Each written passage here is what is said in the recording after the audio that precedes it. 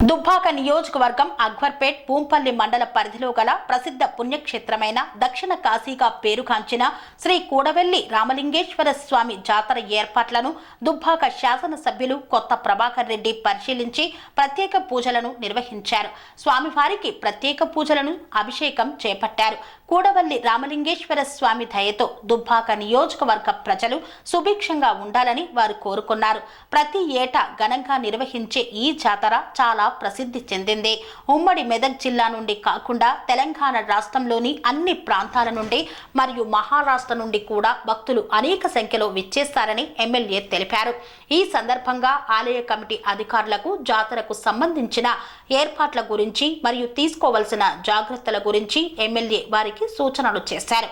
ఈ కార్యక్రమంలో ఎస్టీ/ఎస్సీ commission chairman Pakki Venkataiah మరియు ప్రజాప్రతినిధులు, బీఆర్ఎస్ నాయకులు, కార్యకర్తలు తదితరులు పాల్గొన్నారు.